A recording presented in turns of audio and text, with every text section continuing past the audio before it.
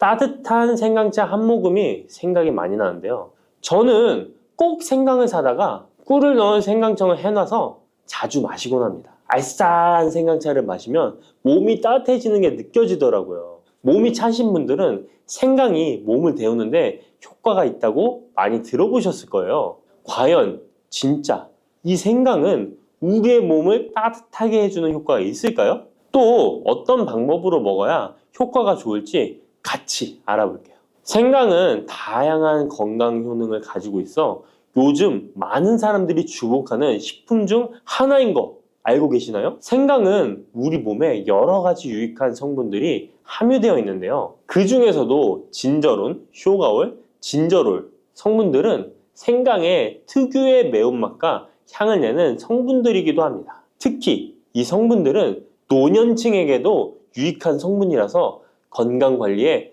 큰 도움이 될 수 있는데요. 주목할 만한 생강의 대표적인 성분 3가지 바로 소개해 드릴게요. 생강의 첫 번째 성분은 진저론입니다. 진저론은 생강에서 가장 대표적인 활성 성분으로 생강의 매운맛과 특유의 향을 담당하고 있는데요. 진저론은 항산화 효능이 뛰어나며 세포 손상을 막아주고 노화를 예방하는 데 도움이 됩니다. 또한 진저론은 소염 작용을 가지고 있어 염증을 줄이고 통증 완화에도 효과가 있는데요. 류머티즘 관절염, 근육통, 기타 염증성 질환에 이 성분이 도움을 줄 수 있고 면역력을 증강시키는데 중요한 역할을 해서 특히 면역력이 약해질 수 있는 노년분들에게 매우 유익한 성분입니다. 생강의 두 번째 대표 성분은 쇼가올입니다. 쇼가올은 생강을 건조하거나 가열했을 때 생기는 물질인데요. 이 성분은 항암 효과가 있다고 알려져 있어 암 예방에 효과가 있습니다.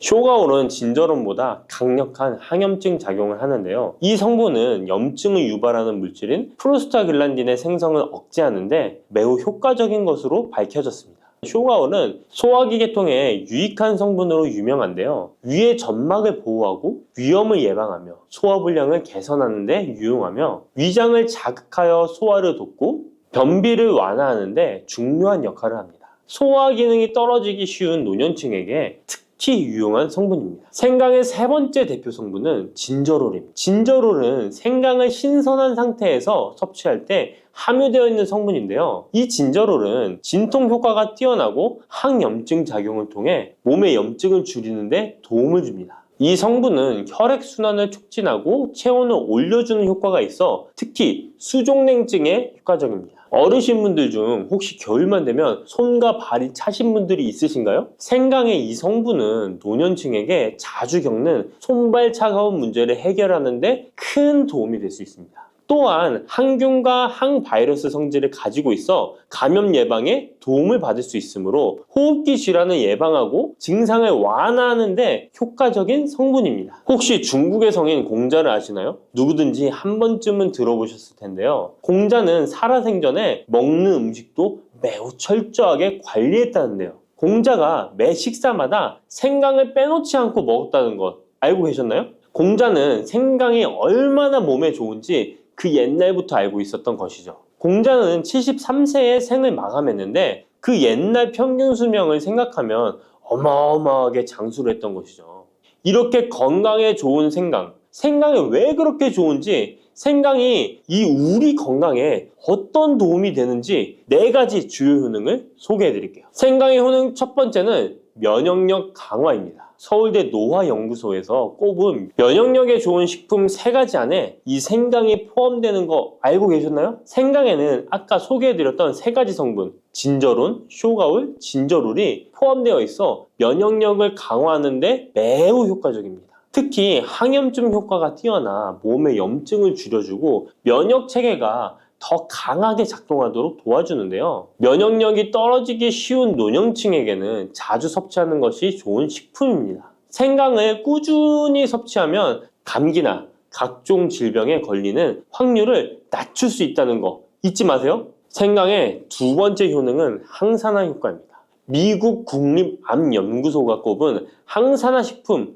1등급인 생강은 진저론과 쇼가올 같은 성분이 포함되어 있는데요. 이 성분들은 강력한 항산화 효과를 가지고 있으며 이 항산화 물질은 우리 몸에서 자유라디칼이라는 유해 물질을 제거해 주어 노화, 염증, 심혈관 질환과 각종 질병을 예방하는데 중요한 역할을 합니다. 특히 생강은 세포의 산화 스트레스를 줄이고 피로 회복과 노화 방지에 효과적이어서 건강한 노년을 위해 꼭 필요한 식품이라고 할 수 있죠. 생강의 세 번째 효능은 바로 수족냉증 완화입니다. 수족냉증은 특히 노년층에게 흔하게 나타나는 증상 중 하나인데요. 손발이 차가워지고 특히 겨울철에 더 불편함을 겪는 분들이 많으시죠. 생강은 혈액순환을 촉진시켜주는 효과가 있어 수족냉증을 완화하는 데 탁월합니다. 생강의 진저롤 성분이 체온을 높여주고 혈관을 확장시켜서 손발이 따뜻해지는 데 도움을 줍니다. 또한 한의학에서는 생강이 몸의 찬 기운을 밖으로 내보내주고 또 몸 안에 열을 발산해주는 효능이 있다고 유명한데요. 우리 옛 조상부터 이 생강이 몸을 따뜻하게 해주는 효과가 있다는 것을 알고 있었던 것이죠. 생강의 네 번째 효능은 소화불량 개선입니다.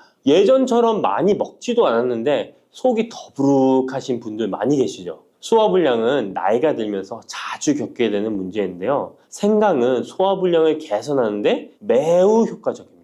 생강에 포함된 쇼가올 성분은 위장의 운동을 촉진시키고 위염을 예방하는 데 도움이 되는데요. 또한 메스꺼움이나 구토 증상을 완화시켜주기 때문에 특히 소화기 계통에 문제가 있는 분들에게 좋습니다. 그런데 이렇게 좋은 생강 그냥 차로만 드시고 계시는 분 많으시죠? 각 방법은 그에 맞는 효능을 더욱 잘 발휘할 수 있기 때문에 여러 방법으로 생강을 활용하는 것이 좋습니다. 차로 드시는 것 말고도 여러 가지 섭취하는 방법에 대해 자세히 알려드릴게요. 첫 번째 방법은 가장 간단한 방법으로 생으로 먹는 것입니다. 생강을 얇게 썰어서 샐러드나 요리에 넣어 먹을 수 있는데요. 생으로 먹을 경우 생강의 모든 효능을 그대로 섭취할 수 있으며 항산화와 항염 효과를 가장 잘 느낄 수 있습니다. 물론 그 특유의 매운맛이 강하기 때문에 매운맛을 좋아하지 않는 분들은 식초에 절여주시거나 물에 조금 담가 매운기를 확 빼고 드시거나 생으로 조금 먹는 것이 좋습니다. 두 번째 방법은 생강을 말려서 먹는 방법입니다.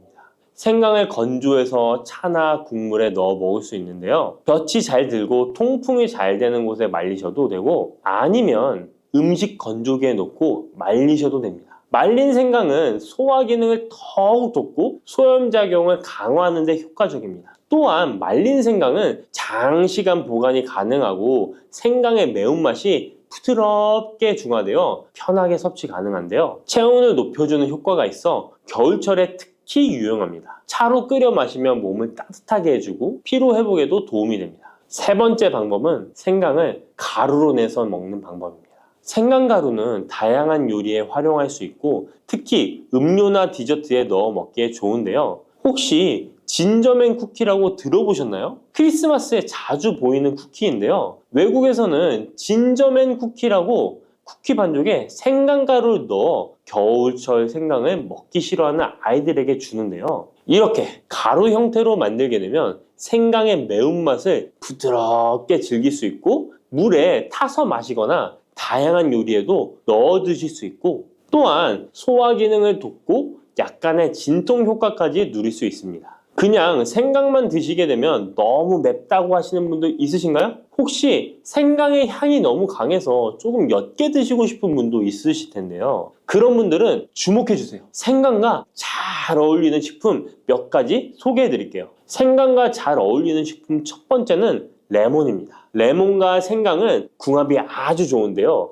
레몬은 비타민C가 풍부해서 면역력 강화에 도움을 주고 생강은 항산화 작용을 하는데요.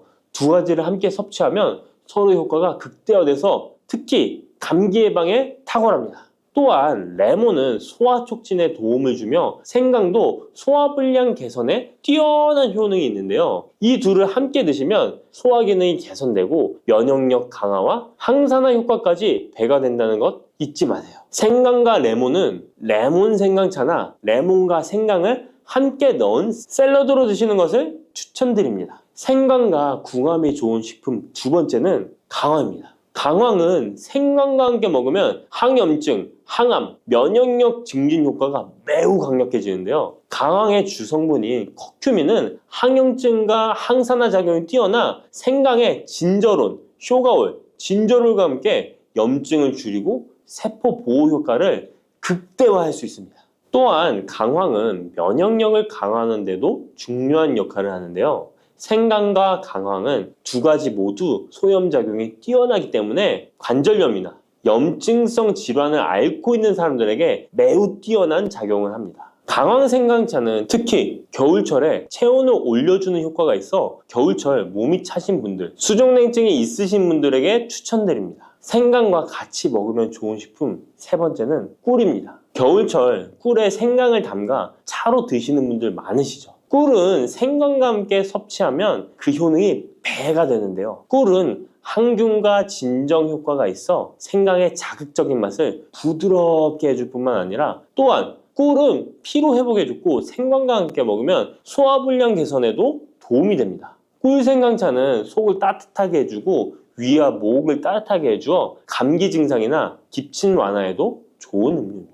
이렇게 건강에 좋은 생강, 몸에 좋다고 많이 드셔도 될까요? 모든 식품은 과, 유, 불, 급인데요. 생강도 마찬가지로 적절히 섭취해야 효과가 있습니다. 또한 잘못 먹으면 몸에 해가 되는 부작용이 있을 수 있기 때문에 몇 가지 유의사항을 알아두는 것이 중요한데요. 바로 알려드릴게요. 생강을 저장할 때 대충 비닐에 보관하셨다가 곰팡이 피신 분도 있으시죠? 생강은 곰팡이가 생기지 않도록 주의해야 하는데요. 생강은 수분 함량이 많아 습기에 민감하고 곰팡이가 쉽게 생길 수 있습니다. 이때 곰팡이가 생긴 생강은 섭취하지 않도록 하세요. 생강에 핀 곰팡이는 미코톡신이라는 독소를 생성하는데요. 일부 미코톡신은 인체에 매우 유독해 간과 신장, 면역체계에 심각한 손상을 줄 수 있습니다. 생강의 일부분만 곰팡이가 생겨도 이 독이 생강 전체에 퍼질 수 있어 곰팡이 핀 생강은 아깝더라도 전체 다 버리셔야 한다는 거 잊지 마세요. 곰팡이가 피지 않도록 생강을 보관할 때는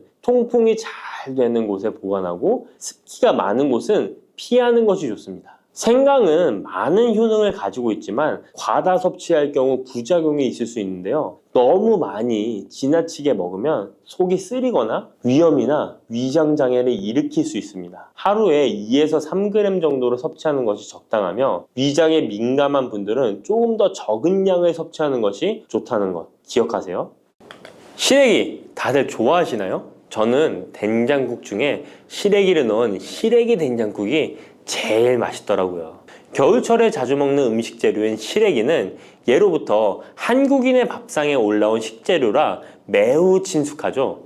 시래기는 주로 무청이나 배춧잎을 말려서 만든 것으로 과거 우리나라가 가난하던 시절 겨울철 채소로 밥상에 중요한 역할을 해왔을 뿐만 아니라 지금은 특유의 향과 식감으로 꾸준히 많은 사랑을 받고 있는데요. 시래기는 맛뿐만 아니라 몸에 좋은 성분까지 가득한 건강식품이라는 것 알고 계셨나요? 시래기의 놀라운 영양 성분과 효능 알려드릴게요. 첫 번째, 시래기의 효능은 바로 뼈 건강에 매우 좋다는 것입니다. 시래기와 뼈 건강 잘 연관지어지지 않는데요. 시래기에는 100g당 칼륨 함유량이 우유의 3배나 된다는 사실 놀랍지 않나요? 이렇게 시래기에는 칼슘이 풍부하게 들어있어서 뼈를 튼튼하게 유지하는 데 도움을 주는데요. 뼈 건강에 칼슘이 좋은 역할을 한다는 것은 다들 아시죠? 시래기는 칼슘뿐만 아니라 뼈 건강에 필수적인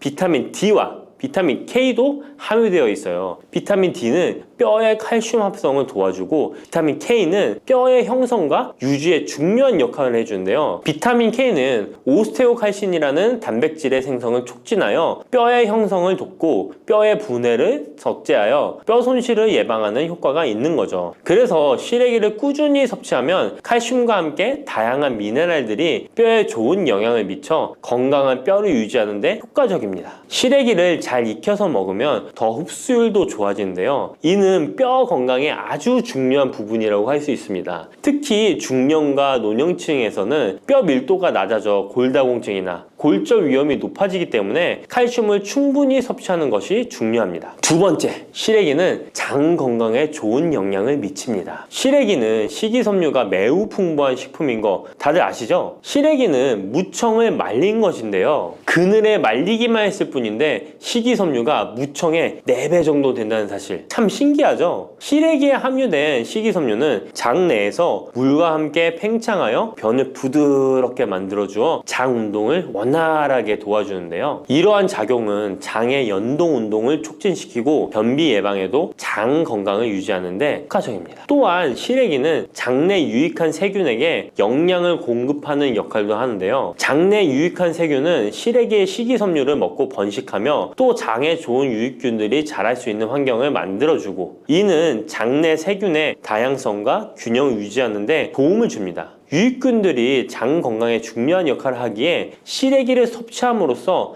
장의 환경을 개선할 수 있답니다. 이뿐만 아니라 시래기에는 항염증 작용을 하는 폴라보노이드와 폴리페놀 등의 식물 화합물이 함유되어 있는데요. 이러한 식물성 화합물은 체내의 염증을 억제하고 장내 염증을 감소시키는데 도움을 줄 수 있습니다. 시래기는 장을 건강하게 유지하고 장에서 발생할 수 있는 다양한 질병을 예방하는 데 도움이 될 수 있죠. 장 건강을 생각한다면 이제부터 시래기 꼭 섭취해야겠죠? 시래기의 놀라운 효능 세 번째는 간 해독 능력입니다. 시래기에는 항산화 작용을 하는 비타민 C와 베타카로틴이 들어있어 간 건강에 매우 좋다는 것 알고 계셨나요? 비타민 C는 보통 과일에 많이 함유되어 있다고 생각하실 텐데요. 시래기에도 비타민 C가 풍부하게 함유되어 있습니다. 시래기에 함유되어 있는 비타민 C는 강력한 항산화 작용을 가지고 있어 체내에 유해한 자유 라디칼을 중화시키고, 특히 간은 우리 몸의 해독기관으로 해독작용을 잘하려면 항산화 물질이 필요한데, 시래기를 섭취하면 이 항산화 성분들이 간의 해독작용을 돕고 간 기능을 강화하는 데 효과를 볼 수 있습니다. 또한 시래기에는 미네랄인 칼륨과 마그네슘도 풍부하게 함유되어 있어 이러한 미네랄은 간 기능을 지원하고 체내 독소를 제거하는 데 도움을 줄 수 있습니다. 간은 알코올이나 지방, 환경적인 유해 물질을 처리하는 중요한 역할을 하기에 시래기를 자주 섭취하는 것이 간 건강에 큰 도움이 될 수 있다는 것 꼭 기억해 주세요. 네 번째 시래기의 효능은 바로 혈관 건강에 좋은 것입니다. 시래기에는 다양한 영양소가 들어있는데 특히 혈압을 안정시키는 데 도움을 줄 수 있는 칼륨이 많이 들어있습니다. 칼륨은 나트륨을 체외로 배출시키는 역할을 하여 혈압을 조절하는 데 도움을 주고, 또한 시래기에는 비타민 K도 포함되어 있는데요. 비타민 K는 혈액 응고를 조절하고 혈관을 건강하게 유지하는 데 중요한 역할을 합니다. 고혈압은 혈관 건강에 해로운 영향을 미칠 수 있으므로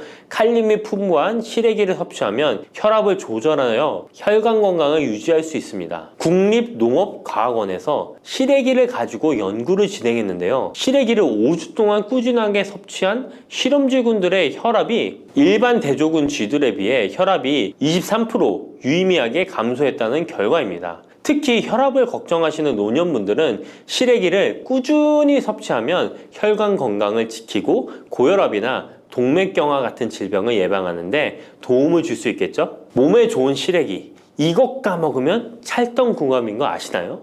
시래기와 함께 먹으면 좋은 음식들 바로 알려드릴게요. 시래기와 잘 어울리는 음식 첫 번째는 두부입니다. 시래기와 두부는 아주 잘 어울리는데요. 두부는 식물성 단백질이 풍부하고 식이섬유, 비타민, 미네랄 등 다양한 영양소가 풍부한 시래기와 함께 먹으면 서로 보완되는 환상의 조합이죠. 두부의 부드러운 맛과 시래기의 아삭한 식감이 조화를 이루어 맛있고 건강한 한 끼를 완성할 수 있습니다. 시래기와 두부는 모두 뼈 건강에 좋고 단백질과 칼슘을 동시에 섭취할 수 있어 노년층에게 특히 좋은 조합이라고 할 수 있는데요. 된장국을 끓이실 때 두부와 시래기를 넣어 조리하면 고소한 된장과 부드러운 두부, 그리고 시래기의 식이섬유가 서로 조화를 이루면서 소화도 잘 되고 영양도 풍부하답니다. 다른 조리 방법으로는 시래기 두부찜도 있는데요. 시래기와 두부를 함께 찜통에 넣어 찐 후에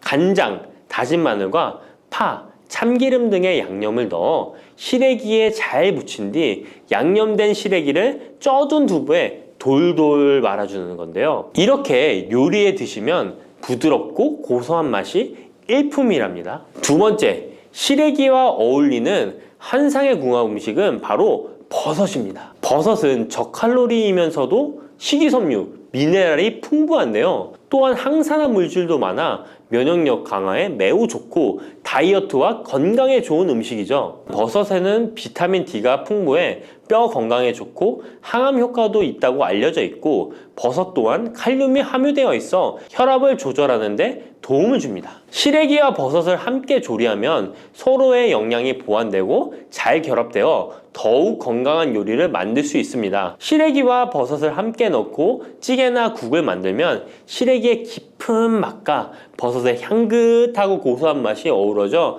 맛도 좋고 영양도 가득한 한 끼가 되죠. 제가 추천하는 요리법은 시래기와 버섯을 밥에 함께 밥을 짓는 것인데요. 이렇게 밥을 짓게 되면 조리도 간편하면서 고소한 맛과 식감이 어우러진 시래기 버섯밥이 완성된답니다. 꼭 한번 드셔보세요. 세 번째, 시래기와 된장은 궁합이 잘 맞습니다. 많은 분들이 시래기 하면 된장국이 먼저 떠오르죠. 시래기 된장국은 많은 분들이 좋아하는 국이죠. 된장국에 들어가는 된장은 콩을 발효시켜 만든 전통적인 한국 발효식품으로 장 건강에 매우 좋은 음식인 거 다 아실 거예요. 된장은 유산균이 풍부하여 장에 좋은 영향을 미치고 풍부한 단백질과 다양한 아미노산을 함유하고 있는데요. 시래기와 함께 먹으면 장 건강을 더욱 향상시킬 수 있습니다. 시래기는 부드럽고 고소한 맛을 가지고 있어 된장과 함께 조리하면 된장의 구수한 맛과 시래기의 고소한 맛이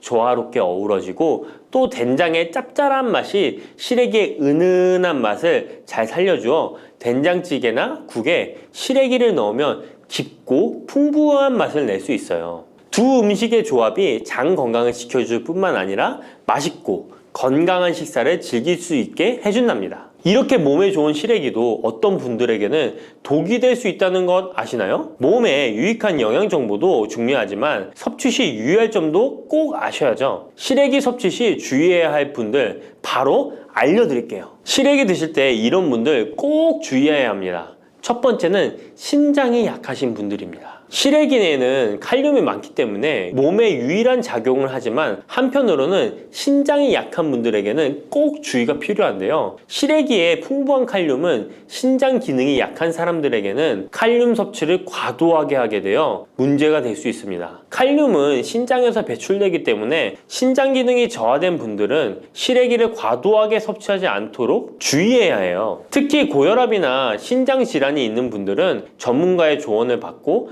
섭취량을 조절하는 것이 좋습니다. 시래기 드실 때 주의해야 하는 분 두 번째는 바로 소화기관이 약하신 분들입니다. 시래기는 식이섬유가 풍부한 식품으로 이 역시 몸이 건강한 분들에게는 유익한 성분이지만 소화기관이 약해지신 분들이 과도하게 섭취하게 될 경우 위장에 부담을 줄 수 있어요. 특히 장이 민감한 분들은 식이섬유가 장을 과하게 자극하고 불편하지 않게 하기 위해서 과식하지 않도록 주의하는 것이 좋습니다. 너무 많은 양을 먹으면 배가 불편하거나 소화불량을 일으킬 수 있기 때문에 적당히 섭취하는 것이 중요하다는 것 꼭 유의해 주세요. 팥을 이렇게 드시면 당뇨 사라지고 뱃살 쏙 빠져요. 여러분, 겨울에 동지가 되면 우리가 무엇을 먹나요? 바로 팥죽이죠. 또 겨울 간식으로 이 팥이 들어간 붕어빵, 호빵 같은 간식도 자주 먹는데요. 이 팥과 함께 먹으면 보약과 같은 효과를 만들 수 있는 식품들도 있고, 또 잘못 먹으면 오히려 건강에 마이너스가 되는 음식도 있습니다. 그래서 오늘은 이 팥의 효능 8가지와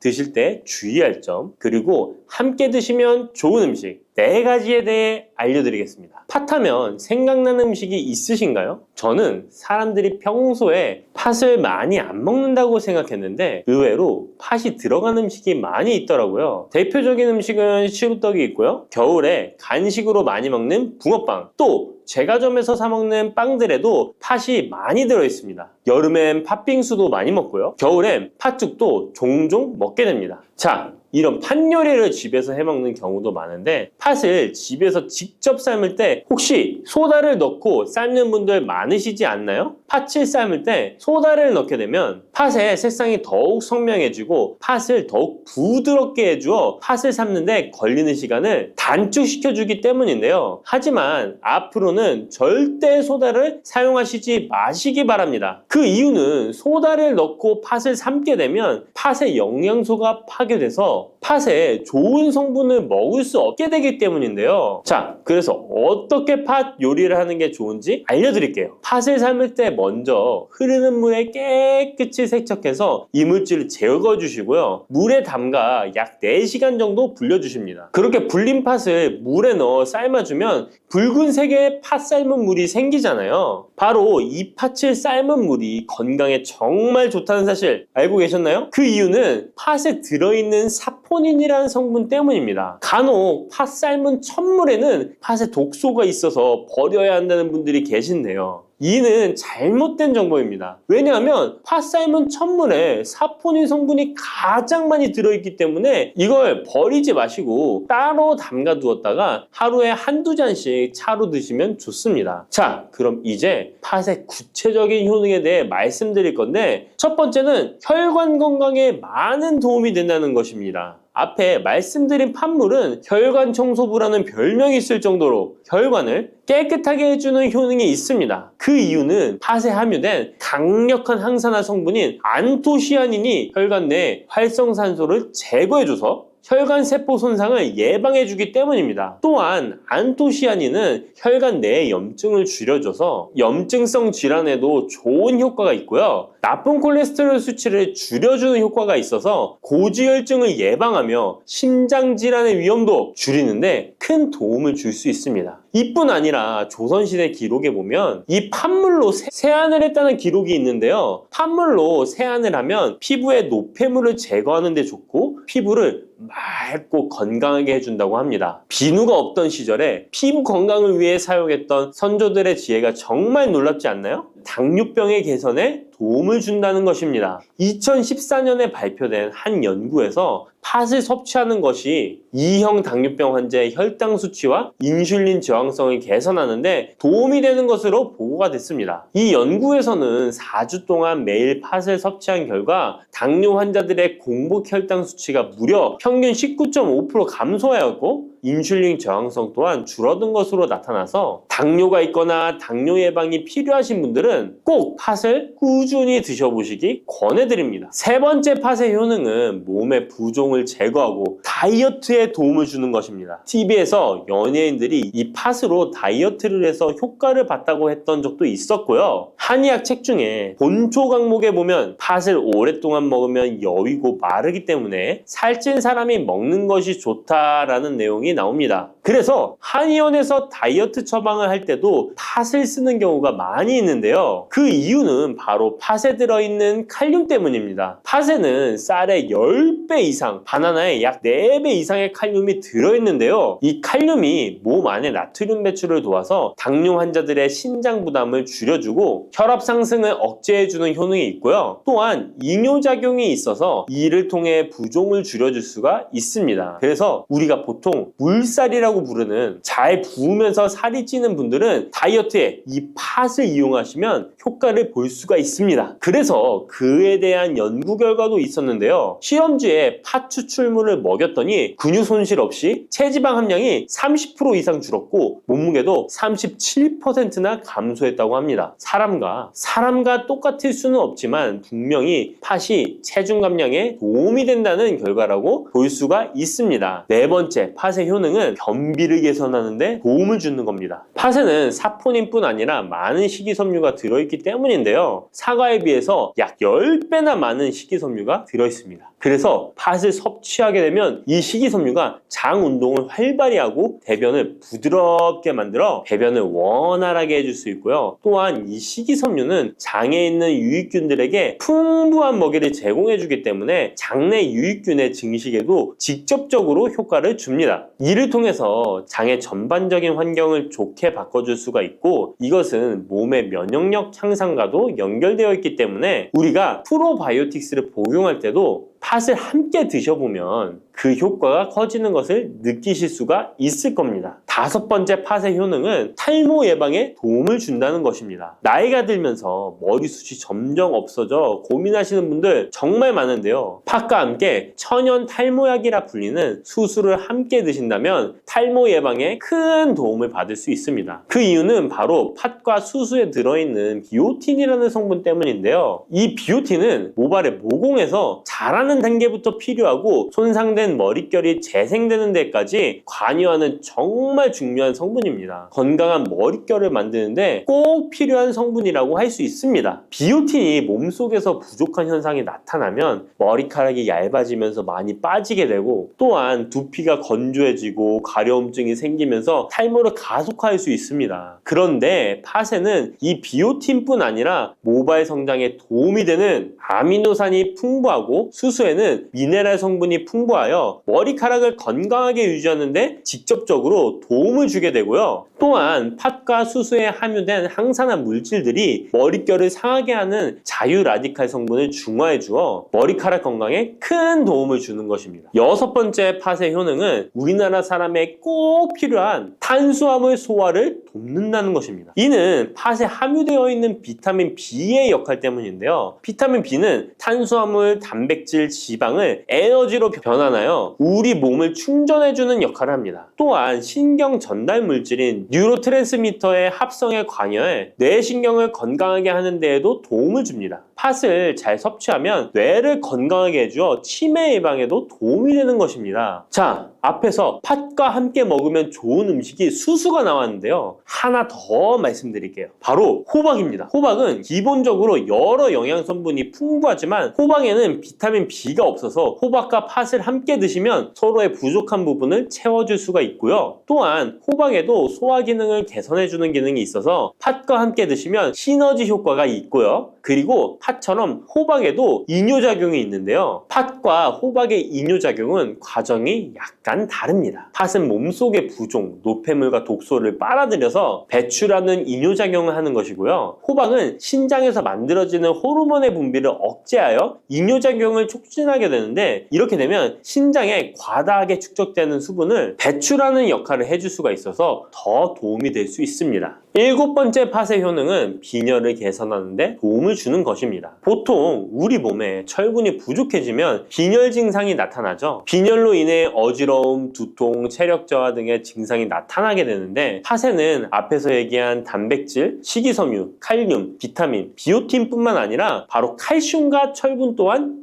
풍부합니다. 팥에 함유된 철분의 함량이 우유의 약 100배나 된다는 사실 알고 계셨나요? 그래서 팥을 드시면 철분 부족으로 인한 빈혈을 개선하는데 도움이 되기 때문에 빈혈이 있으신 분들은 꼭 기억하시면 좋겠습니다. 8번째 팥의 효능은 스트레스를 줄여주는데 도움을 준다는 것입니다. 팥에 함유된 비타민 B가 신경계를 안정화시켜주는 효과가 있어서 스트레스로 오는 증상들을 줄여줄 수가 있고요. 또 팥에는 마그네슘의 함량도 높은데요. 마그네슘 또한 신체의 스트레스 반응을 조절하는 데 중요한 역할을 합니다. 팥 속에 들어있는 마그네슘을 통해서 스트레스로부터 몸이 회복되는 데 도움을 받을 수가 있습니다. 그리고 팥에는 복합 탄수화물도 풍부한데요. 복합 탄수화물은 천천히 소화되어 급격한 혈당 상승을 방지하고 일정한 에너지 공급을 유지하는 데 도움이 됩니다. 이는 스트레스 상황에서도 안정적인 에너지 공급을 유지할 수 있게 해줘서 스트레스를 관리하는 데 도움이 될 수 있습니다. 이렇게 좋은 팥도 드실 때 주의사항이 있는데요. 과하게 많이 드시면 이뇨작용 때문에 몸에 무리를 줄 수 있는데요. 이를 방지할 수 있는 방법이 있습니다. 바로 찹쌀과 함께 드시는 겁니다. 팥죽을 끓일 때 찹쌀을 넣어 함께 죽을 만드는 경우도 있고, 쫄깃쫄깃한 찹쌀로 경단, 새알을 만들어 넣어 먹는 경우도 있죠. 선조들의 지혜가 정말 놀라운데요. 이렇게 찹쌀과 팥을 함께 드시면 팥 때문에 몸 안에 수분이 과하게 빠져나가는 것을 찹쌀이 막아줘서 문제가 생기지 않게 해주는 것입니다. 그리고 다른 주의사항은 팥의 찬 성질인데요. 그래서 장이 좋지 않은 분들이 팥물을 많이 드시게 되면 소화불량, 복부팽만, 복부 통증을 일으킬 수 있으니까 주의하셔서 조금씩 드셔보시는 게 좋고요. 만약에 이런 점이 불편한 경우에는 생강과 함께 드시면 그 불편함을 줄일 수가 있습니다. 생강의 따뜻한 기운이 팥의 차가운 기운을 중화시켜줘서 장에 무리를 덜 주게 되고요. 그리고 팥에는 항암 효과가 뛰어난 안토시아닌이 풍부한데 생강에도 생강의 매운맛을 내는 진저롤과 쇼가올 성분이 몸속의 발암물질을 제거해주는 효과가 있어서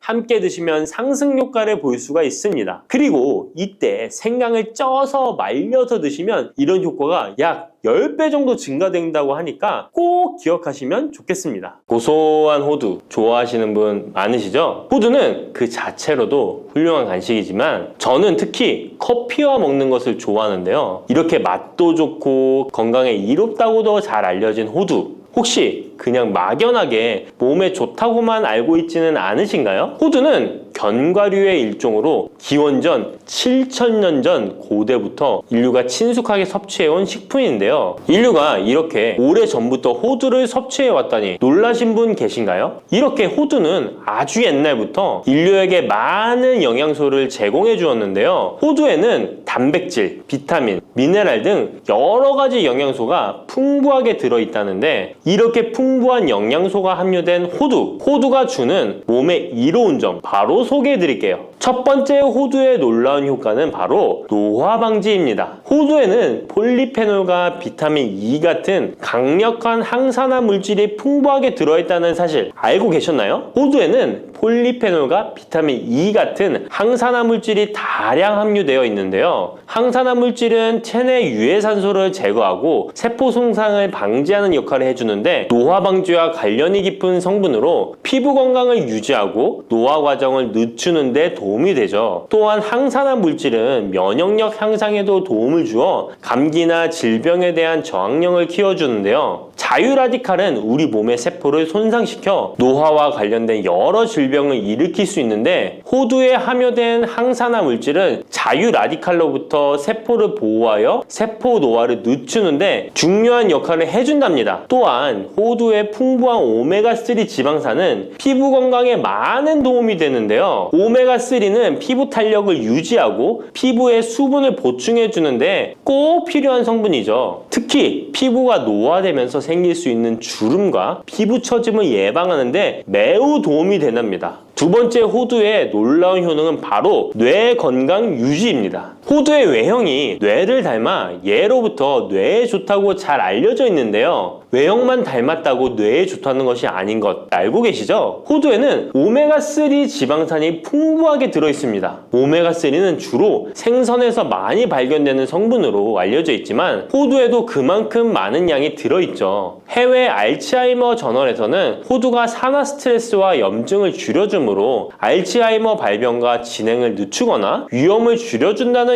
연구 결과를 발표했는데요. 호두에는 오메가3 지방산인 알파-리놀렌산이 풍부하고 이 성분은 뇌세포를 보호하고 인지 기능을 향상시키는데 중요한 역할을 해주며 뇌의 기능을 활성화시켜 치매와 같은 뇌질환을 예방하는데 도움을 줄 수 있다는 것이죠. 뇌 기능이 저하되지 않도록 돕는 호두는 노화로 인한 인지 저하를 늦추는데 중요한 역할을 합니다. 또한 호두는 비타민 E 또한 풍부하여 뇌의 노화 방지에 도움을 줍니다. 비타민 E는 강력한 항산화 작용을 통해 뇌세포를 보호하고 기억력과 인지 기능을 개선하는 데 도움을 주며 산화 스트레스로부터 뇌를 지켜줍니다. 이는 알츠하이머와 같은 치매를 예방하는 데 중요한 역할을 한다는 사실, 뇌 건강을 위해서는 이제부터 호두를 꼭 드셔야겠죠? 세 번째 호두의 효능은 바로 뼈 건강에 도움을 주는 것입니다. 호두가 뼈에 좋다는 사실 알고 계셨나요? 좋은 영양소가 많이 들어있다는 것은 알아도 뼈에 좋다는 건 생소하신 분들이 있으실 텐데요. 호두가 뼈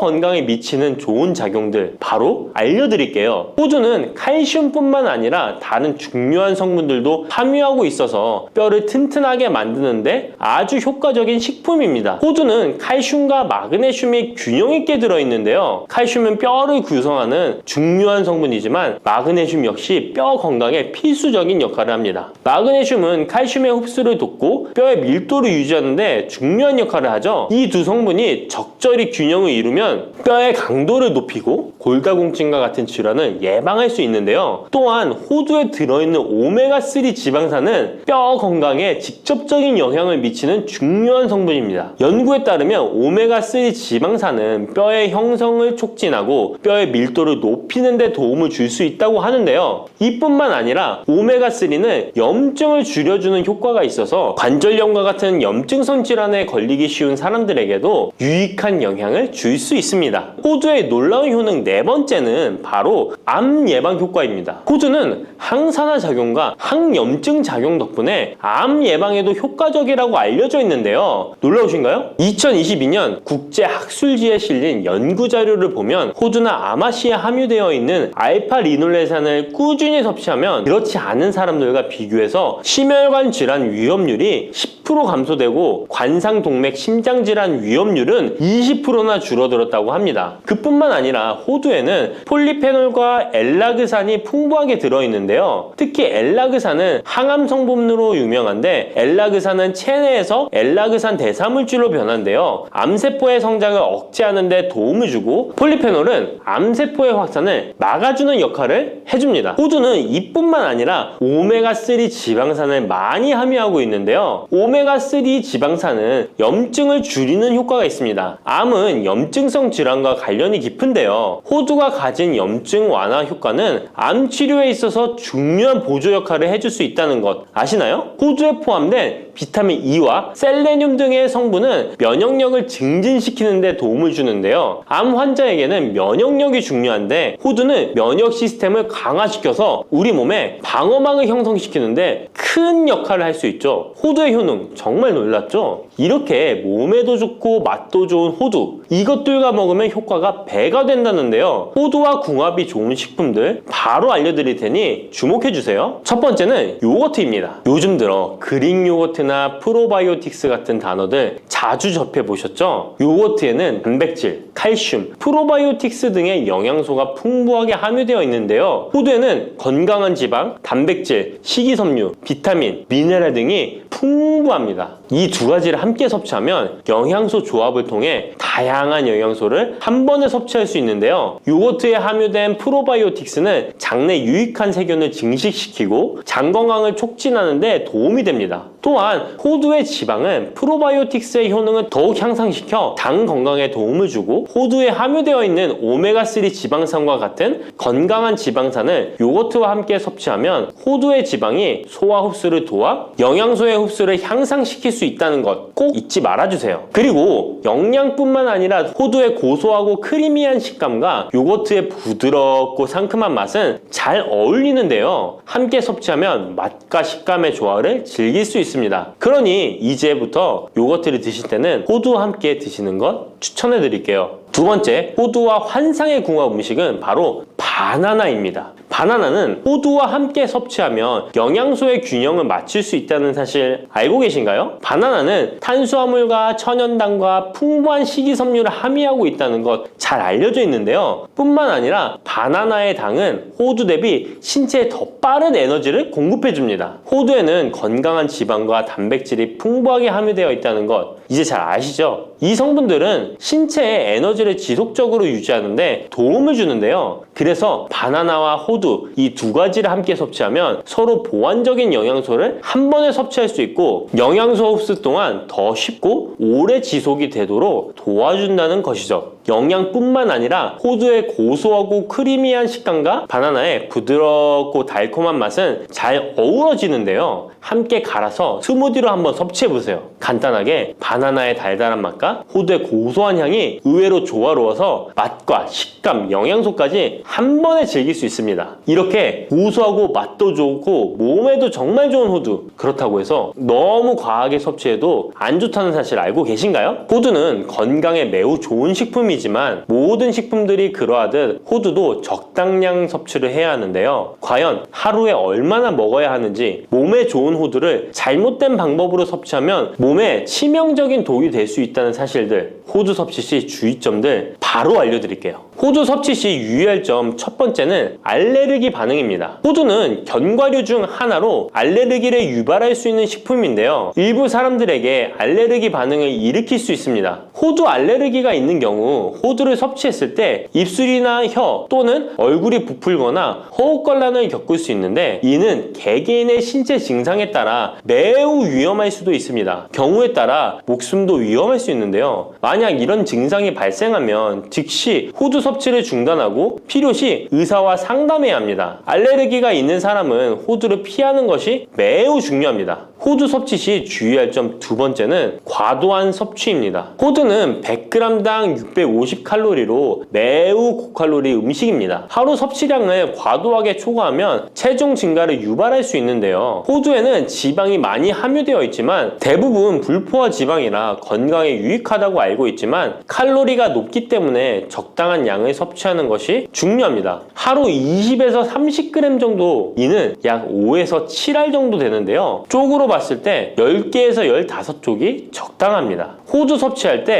꼭 기억해 주세요. 호두 섭취 시 유의할 점 세 번째는 변질이 일어난 호두 섭취입니다. 호두와 같은 견과류는 지방이 많아서 산패가 쉽게 일어날 수 있는데요. 특히 호두에 포함된 불포화 지방산은 산화되기 쉬운데 산화가 진행되면 지방의 구조가 변형됩니다. 산화된 지방은 체내에서 염증을 일으키고 혈관에 손상을 줄 수 있다는 무서운 사실 알고 계신가요? 이뿐만 아니라 산화된 지방은 심혈관 질환까지 유발할 위험이 있습니다. 또한 호두가 산패되면 아크릴아마이드라는 유해 물질이 생성될 수 있는데요. 이 물질은 발암성 물질로 알려져 있으며 이렇게 산패된 호두를 장기적으로 섭취 시 암 위험을 증가시킬 수 있습니다. 그럼 산패되어 변질이 일어난 호두는 어떻게 알 수 있을까요? 산패된 호두를 구분하는 방법 쉽게 바로 알려드릴게요. 먼저 색상을 보는 것입니다. 신선한 호두는 갈색 또는 황금빛을 띠는데 산패된 호두는 색이 어둡게 변하고 부패한 느낌이 들 수 있습니다. 또 산패된 호두는 비린내나 신냄새가 날 수 있으나 신선한 호두는 자연스러운 고소한 향이 납니다. 또한 맛이 다른데요. 신선한 호두는 고소한 맛인 반면 산패된 호두는 맛이 매우 씁쓸하거나 오래된 기름향이 나고 썩은 것 같이 매우 불쾌한 맛이 난답니다. 이러한 호두를 골랐다면 산패되지 않게 보관하는 방법도 중요한데요. 호두는 잘못 보관하면 쉽게 산패되기 때문에 주의가 필요합니다. 호두는 원래의 껍질을 유지하는 것이 좋은데요. 껍질을 벗기지 않고 보관하면 외부에서의 영향을 줄일 수 있어서 오래 신선하게 유지됩니다. 하지만 호두를 먹을 때마다 까야 되는 번거로움 때문에 이미 까진 호두를 많이 구입하잖아요. 이런 호두는 공기와 빛에 노출되면 산패가 촉진되기 때문에 공기와의 접촉을 최소화하는 것이 중요한데요. 그래서 밀봉할 수 있는 용기에 담아서 보관하거나 진공 밀봉팩을 사용하는 것이 좋습니다. 호두는 온도와 습도에 민감해서 서늘한 냉장고에 보관하는 것이 가장 좋습니다. 이미 껍질을 벗긴 호두는 쉽게 산패할 수 있으니까 냉장 보관이 필수적이라는 것 잊지 마세요.